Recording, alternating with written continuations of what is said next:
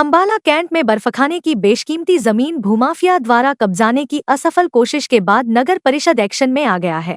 स्थानीय विधायक और मंत्री अनिल विज की भूमाफियों के खिलाफ सख्ती के चलते अब ये जमीन काबिज लीज धारकों से वापस ली जाएगी और साथ ही उनकी लीज भी खत्म कर दी जाएगी। इसके लिए नगर परिषद ने एक प्रस्ताव तैयार कर सरकार को स्वीकृति के लिए भेजा है। स्वीकृति मिलते ही जमीन पर कब्जा लेकर इसकी चारदीवारी कराई जाएगी।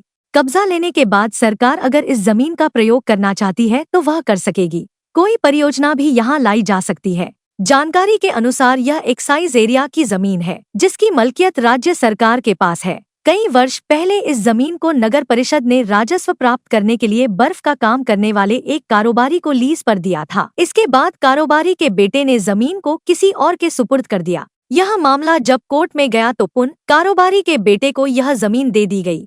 बर्फखाने की कुल 5 एकड़ जमीन है। इसमें 2.5 एकड़ जमीन लीज पर है। यहाँ सर्विस सेंटर, 10 से 12 घर, फर्नीचर बनाने वाले कारखाने और एक रेस्टोरेंट है। बकाया 2.5 एकड़ जमीन खाली है। बता दें कि जमीन को कब्जाने के लिए सेटिंग का खेल चलने की भी चर्चाएं हैं, लेकिन अनिल विज की सख्ती के आगे भूमाफियों और मिली भगत करने वालों की सब कोशिशें धराशायी हो गई।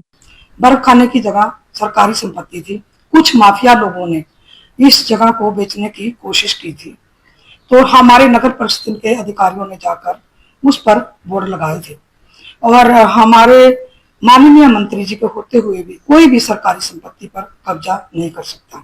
हमारे एसडीएम साहब ने इस जमीन को हमारे एसडीएम साहब ने सरकार को एक लेटर लिखा है, इस जमीन की लीज को खत्म किया जाए और नगर परिषद को वापस दिया जाए।